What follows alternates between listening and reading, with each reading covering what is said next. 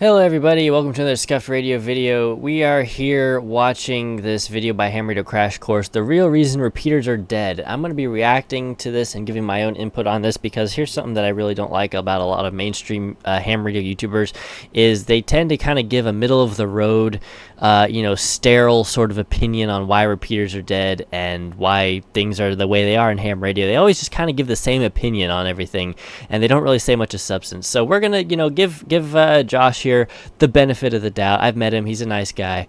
But we're going to kind of react to this and just sort of see if he's completely full of crap or if he's right or what. I will then be giving my own input on this because I have my own ideas of why repeaters are dead and whatnot, and I feel like my take on things is probably a little bit more accurate than some of what these guys are willing to say out over the internet. So anyhow, let's get on with the video. How's it going, everybody? A couple of weekends ago, we had George KG6VU on the Ham Radio Crash Course of Controller Repeat. Links to all this stuff in the video description, so you can just kind of talk here in his control, but maybe you have insider information. What's the story with repeaters these days? Because you hear everybody, oh, repeaters are dead, they're a dying breed, blah, blah, blah. Like, has your demand of the repeater controllers remained the same, gone up, gone down? What's your take on all that?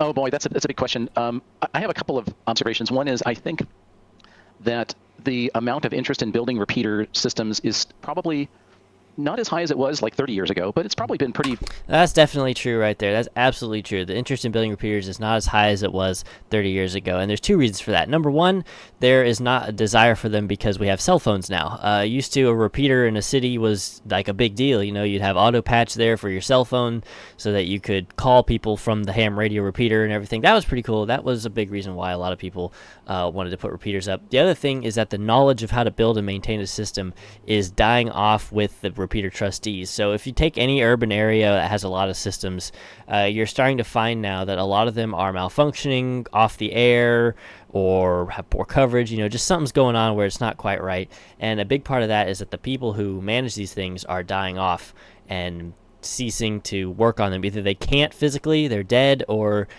there's just nobody who cares enough to keep these things on the air. So interest in repeaters has certainly been waning for those two reasons. And there's other reasons as well, but the main thing is lack of knowledge of how to do it and lack of a need for one because of cell phones.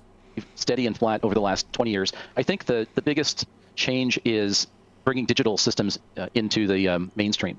So if you go back, 10 or more years ago, digital repeaters were kind of an anomaly, certainly 15 years ago. And they were kind of an odd thing, and now they're pretty mainstream. I think what's happened is, there are many things, but one thing that's important, I think, is the negative thing is that we have split the community up. I thought I'd jump in with a little bit of context for those. All right, let me pause it right there. He thinks that we are splitting the community up by having digital repeaters and analog repeaters and Fusion and D-Star and DMR and NXDN and all these different modes. And the reality of that situation is that I think he's wrong, because most digital repeaters that are just a digital repeater, nothing more, not linked up to anything, they're usually dead. Dead as a doornail, completely inactive, might as well not even have it on the air because not one single person uses it. In the area that I'm in right now, we have multiple D-Star and Fusion repeaters, and they are dead as a doornail. There's not a single person on there. You can call CQ till you're blue in the face, and you will not get anybody to come back to you. And even where I used to live up in Huntsville, Alabama, which has a much more active amateur radio community, the digital repeaters up there were still dead. You could call CQ on it and hear nobody. So I don't think that digital is really stealing away a lot of the activity. It is true that by having these different modes, we are splitting up the community in the terms of what modes are being used, but I don't think that the impact there is even really worth mentioning, because DMR systems or not DMR, but digital systems as a whole are not, if you took a pie chart and you tried to show, portions of digital users versus analog users, I think you'd find that the pie chart with digital users, even if you lump all digital modes together, are still going to be too small to account for any meaningful splitting up of the community when it comes to just repeaters as a whole. I don't think digital is really to blame here, but let's see what else he says. Was listening. When we're talking about intertying and intercommunicating of radios to repeaters, we have to keep in mind that the major brands generally have a digital mode they favor, and they don't interconnect with each other. So a D-Star repeater won't talk to Yaesu System Fusion. P25 repeaters don't really do Yaesu System Fusion or D-Star. DMR can kind of play in a little bit of different sandboxes, but generally, when you have a repeater that does a specific mode, they don't intertie very well. Now, there are some repeater networks, like the Papa system here in Southern California, where you can actually intertie between different repeaters, but you usually have to leverage the internet to bring that linking together. It doesn't always work perfectly, and there are some instances where repeaters just aren't that robust that you can have them all interconnected. But keep in mind that when you buy a specific radio, you're generally locked into that specific digital mode. There are exceptions, which I'll talk about later at the end of the video, but keep that in mind as George continues. So in the old days, everything was FM. Everybody had a radio that would work on any system. Right. And it was like the only difference was my repeater, your repeater, whatever. But now there's entirely isolated subgroups. So you've got the DMR guys, the Fusion guys, the D-Star guys, and the Analog FM guys, some of them on All-Star or not, and then other more peculiar modes like P25 and NXDN, et cetera. So all that does is it chops everything up. And so like when I ran the repeater systems I built out in the Bay Area, we had 3 FM repeaters at 2 sites linked together. Then we added a D-Star repeater, then we added a Fusion repeater, then we added a DMR repeater. And by the time we got to putting up the DMR repeater, we pretty much cut our membership into 4 quadrants. And we had 4 little clubs because the repeater was like the common ground, and now there's 4 isolated areas. Mm-hmm. And I acknowledge that there's ways to bridge these systems together, but that's for kind of more super active users, not casual users.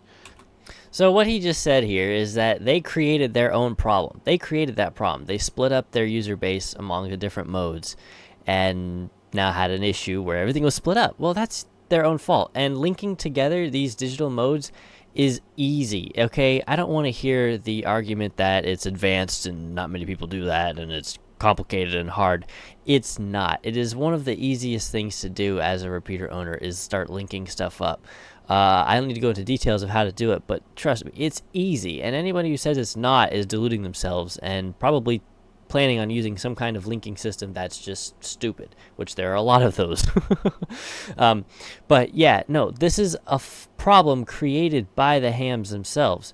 If you have a user base that you want to remain coherent, all as one, don't go and do what these people just did, which is put up FM, analog, D-Star, quit mixing things up. But I guess he may admit that he did it to himself. I don't know. Let's see. Let's keep reacting here. So I think that balkanization is really a problem. I think that's really that's a sad thing. Yeah. And I'm all for innovation, try different modes and all that. But it's really a pity that they're all quite isolated for the most part. So I think the activity is probably what it was 20 years ago, but it's in harder places to find. I can see that. Okay, that right there is just a flat-out, just delusional take. The activity is not the same as where it was 30 years ago. That's just a delusional take of the highest degree. I mean, really, if you just look at the number of hams now versus 30 years ago, there's no physical way that you possibly could have the same amount of activity. Even if every licensed ham was active all the time, the amount of activity would still have gone down. I mean, that's just a brain-dead argument to make. See, this is the problem. I know I'm sounding really harsh right now with these people and taking what they say and just getting absolutely pissed over it. But the reality is these people are still deluded and delusional about what the problem is. They need to wake up and realize what the problem is. And I'll tell you what the problem is here real shortly. But let's finish reacting to this video. Distributed the load, if you will, so there's less people. Because it's such a local community thing when it comes to repeaters. And if you've got some repeaters that are just doing a specific digital mode, we've now chopped that up significantly. And so that community just starts getting smaller and smaller. And they don't intertie well together. Bullshit. No, you haven't. You don't have enough digital users to take that slice of the pie. I mean, really. And I'm saying this over a very broad spectrum. Sure, you could have a city here and there where most people are on digital on one mode and some on the other, and when you do 3 different modes, then yeah, you split them up.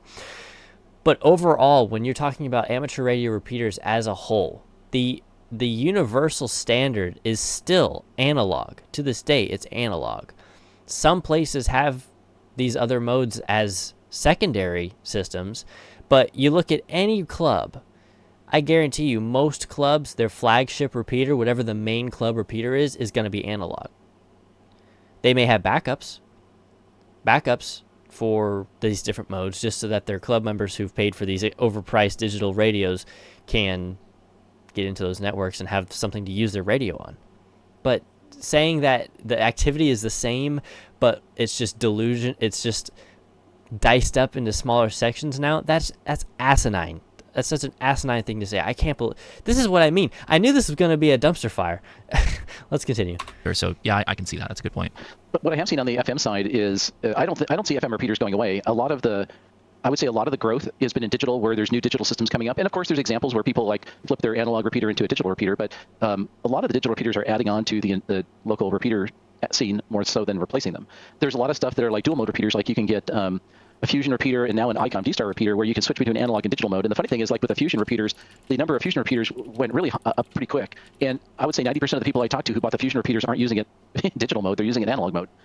So he brings up an interesting point about mixed mode repeaters. Mixed mode repeaters are probably the dumbest thing to have ever been invented for ham radio. If you're going to put up a system but you can't decide what you want, then just don't put up a system. Mixed mode repeaters are a joke, and they just need to go away. I mean, really. Mixed mode, that means that half the time if you're on analog, you have to listen to a digital grinding noise or put on tone squelch, or the other half of the time someone's talking on digital and you're on analog, or vice versa. And you can't mix between the two. Mixed mode just means it repeats whatever mode comes in. So if you key up on digital, out comes digital. You key up on analog, out comes analog. Whoever thought a mixed mode repeater was a good idea was a fucking retard. Because they got them cheap. Because EAC was bombing the price to get them, sold.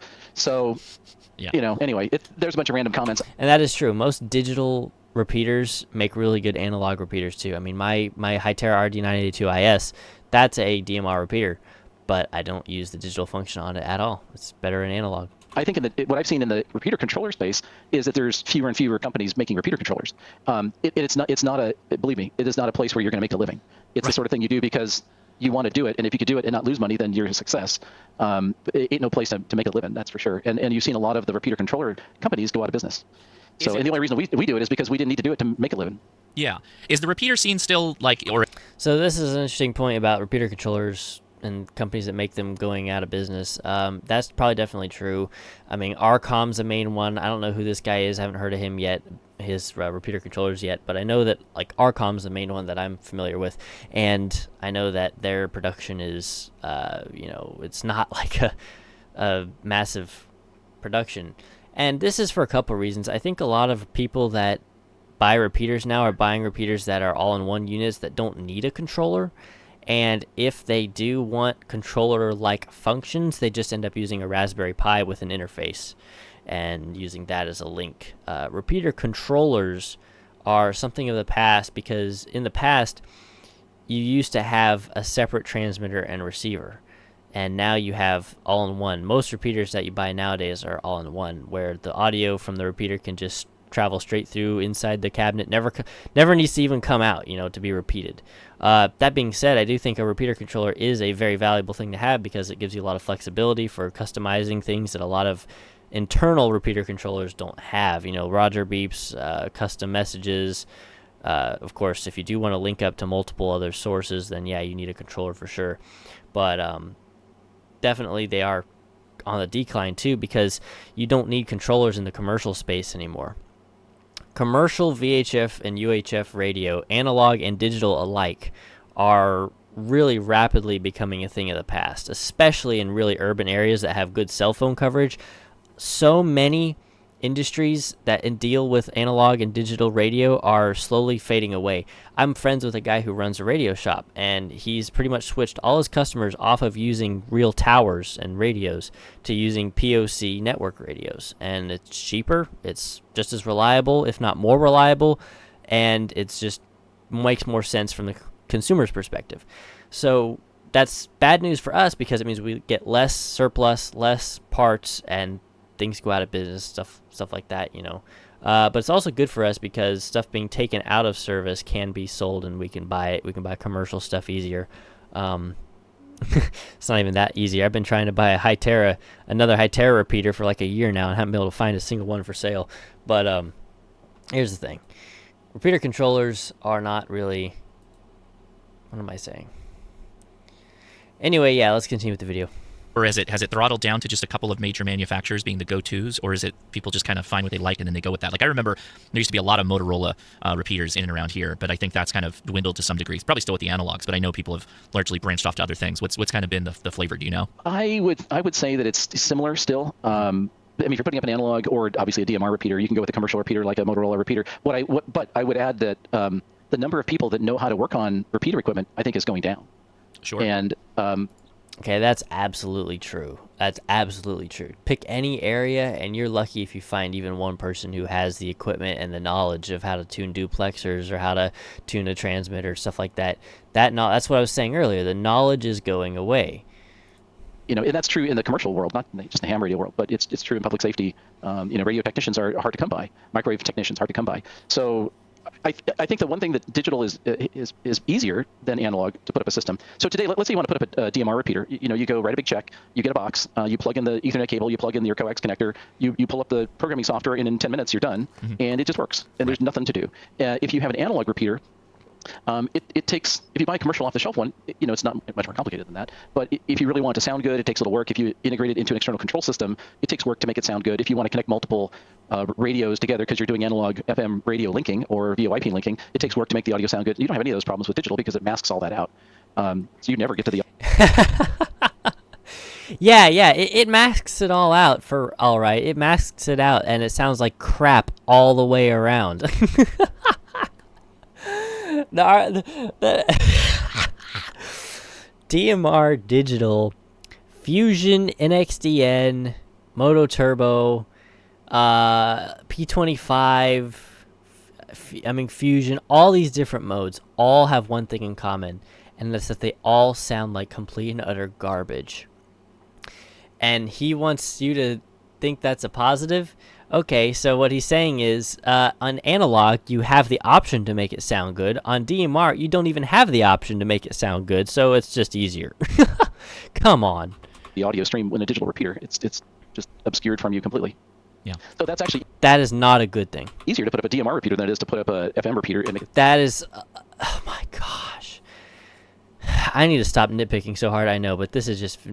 making me mad now. Sound good. It's kind of a self-fulfilling prophecy. In the early repeater days when it was novel, it was an exciting thing, and there were very few repeaters. So, kind of like GMRS, in the LA area on 2 meters, there were, maybe on every frequency there was a repeater, but that's before they even had the splinter frequencies. But there was really like a dozen big repeaters, and that was like it. And like today, well, every frequency's got 3 repeaters in LA, and on UHF, every frequency's got multiple repeaters on it. So. And are there that many hams? Not really. I think it's just... No, there's not that many hams. There's just greedy people who want towers up when they don't even use them. Because it's like, hey, I want to put up my repeater. And, well, okay. And then it carves off more people. There's more... Yep, exactly. He's right here. More choices. So I got licensed back in 72, and the first time I did any stuff on repeaters was in the late 70s. And then, like, in your car, you didn't have it. That was it. Either you were a ham or not, right? Maybe you had a CB radio, but there's really no other alternative. And today, there's, the zillion things you could use with your phone. The same is true like in the TV world. When I was a kid, you had like 7 channels, and everybody watched the same TV show. And today, everybody's got 600 channels, and you watch 2 of them, and guarantee they're not the same 2 that somebody else watches. So everything is like highly splintered. And so I think you kind of see the same thing in repeaters. It's highly splintered. And by the way, we also don't always do ourselves a big favor. There's plenty of repeater systems like that I know certainly in other parts of the country where you show up if you're a visitor and people don't treat you very well. There's no room for that in this hobby, yet that happens. Okay, the treatment of people on the repeater is something else entirely. That is a big part of it, and I'm going to get more into that here in a minute. But that is something that is a good point, but I feel that the thing we're about to hear here soon, I feel like the thing we're going to hear in a second is a very watered-down take on that whole problem. So, we're also not very good ambassadors sometimes.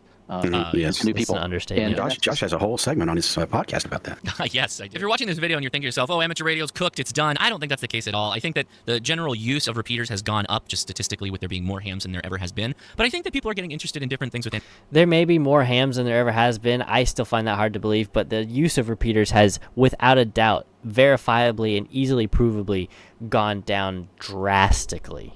Amateur radio and repeaters maybe have less of that draw that kind of it did in the past, right? Like we don't have phone bank connection anymore. Yeah, you used to be able to use your handheld to a repeater to call somebody. We don't do that anymore. Everybody has cell phones, right? So I think that the use of a repeater as kind of like the canary in the coal mine, the state of health, if you will, on amateur radio in general, I think is something that it doesn't work anymore. It's not a good indicator. So even though I think that repeaters may be flatlined, and that's not dead, that means that there's not really a surge in interest.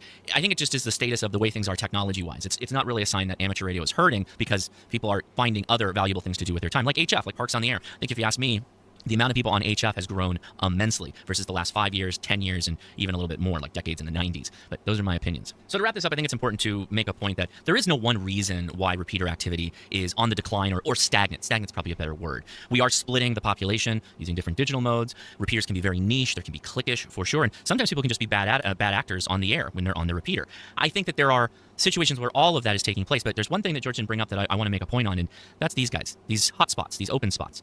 I think this is me talking. Oh boy, here we go. I think that a lot of amateur radio operators are moving to hotspots. These internet devices will take whatever digital mode you throw at it, and then via a connection to the internet, go to that internet-connected talk group, EAC System Fusion, DMR, D-Star, etc. So you use this kind of Babelfish device, this universal translator, to get to larger numbers of people. Yes, it's connected over the internet. It's not truly radio to radio or radio repeater to radio, but I think people are getting around some of that cliquish behavior and maybe the bad actors by going straight to the internet via hotspot. Now, there's nothing wrong with this, and in fact, OpenSpot just released a version of their device that has a microphone on it. You can just use this directly, almost like a Star Trek communicator. That's another important thing to keep in mind, is that a lot of people are just saying, no, that's okay, I won't connect to my local repeater. I don't own it. Maybe I don't like the talk groups that the repeater owner has set up or said we can or can't use. I'd just rather be able to control it on my own. Instead of putting up a big old repeater and controlling the community that way that comes to their repeater, they're just going to go straight to the internet with this device. Or devices like it. Hey, thanks so much for watching, guys. Really do appreciate it. All right, so the video is over, and I am now ready to give my opinion on what I think the real killer of ham radio repeaters is in the year 2024. So they did make some valid points about the state of technology making them obsolete. I think that is definitely a factor. People no longer have to use them, so the only reason you would ever use one is for fun. And that's where we run into the big issue.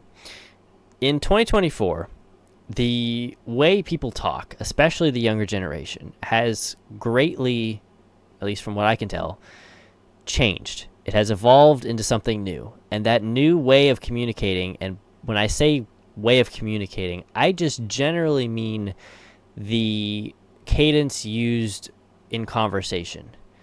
I think that there's a lot more swearing. I think there's a lot more cussing. Same thing, I know. There's a lot more discussion of topics that are considered to be off limits by the old fogies that run most repeaters.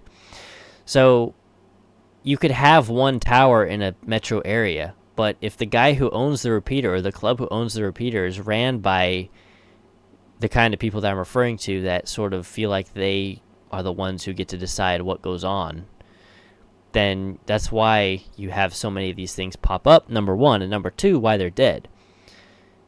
When I first got my license, I was 12 years old, and I got on the local repeaters, and what I heard was incredibly boring, incredibly just kind of out of touch with day-to-day life. And anytime I tried to get on there and talk like a normal person, I was either treated somewhat poorly or just outright shut down by these people, by the people that run the repeater. And that's not to say I was talking about, obscene, gross topics. No. Day-to-day life, politics, cars, food, relationships, just everyday topics of discussion. The kinds of things that you would talk about face-to-face. Those topics generally are shunned on the public airwaves. You get on there and you mention anything that could have a political tone to it, and you'll have some guy on the other and go, oh, well, now we're starting to get a little close to politics, I don't want to talk about that. And that's just ridiculous, because the FCC does not govern ham radio the way these people like to dream that it was governed. The FCC really doesn't care what you do, what you talk about, what words you use. They really do not care.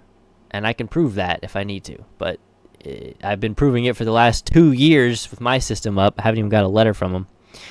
But at the end of the day, there's no real rules about what you can and can't say on the radio. I know in the ham exam it says, it has to be remarks of a personal nature, can't have politics or religion. I know in Part 97 it says that. But Part 97 says a lot of things. In fact, the FCC has also made 11-meter amplifiers illegal, and they've been illegal pretty much since CB radio first came out.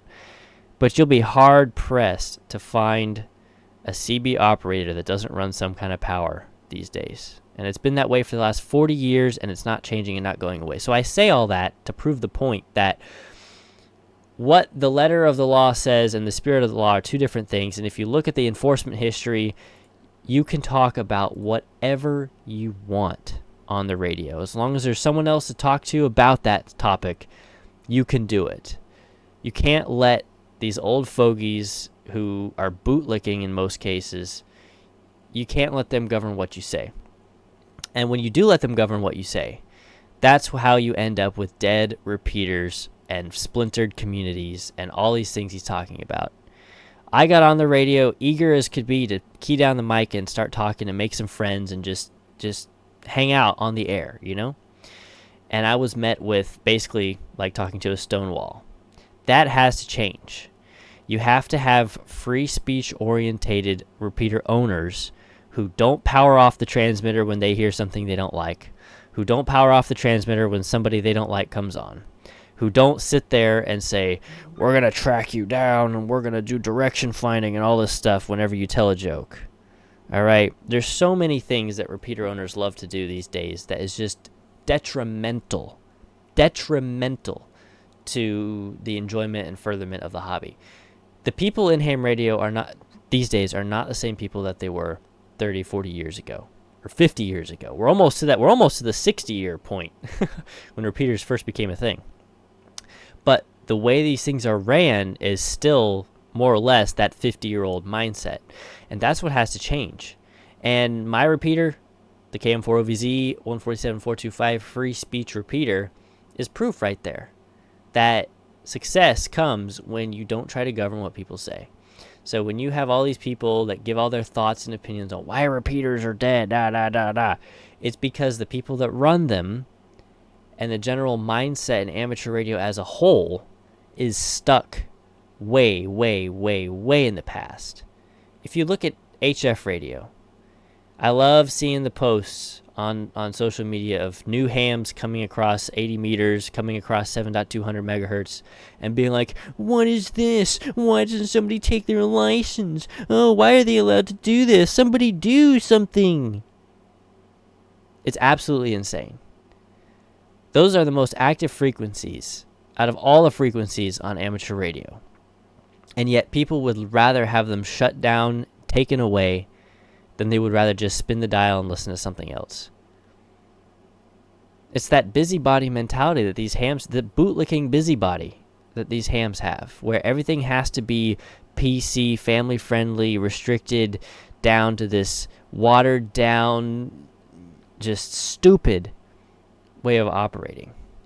And that's what's killing ham radio, and that's especially what's killing VHF and above. Because why? You know what happens? New hams, they get their license, they get a $25 Baofeng radio, they get on the local repeater, and what are they met with? Grumpy old men, or even just grumpy middle-aged men, or even grumpy young men sometimes. Hell, I've seen them all. That'll get on there and tell them what they're doing wrong and tell them what they can and can't say. Even your average amateur repeater owner, who's a somewhat chill guy, you know, doesn't make a too big deal out of anything, he will still tell you can't talk about certain things. And he may mean well, but he doesn't realize it. He's killing his repeater, he's killing ham radio. And that's where it lies. That's where the problem is. The real reason repeaters are dead is because of the overregulation and being stuck in the past when it comes to the actual topics that can be discussed on the air. Hope this video was interesting to y'all. Thanks for watching. I'll see you on the next one. Bye. Bye. Bye. Bye.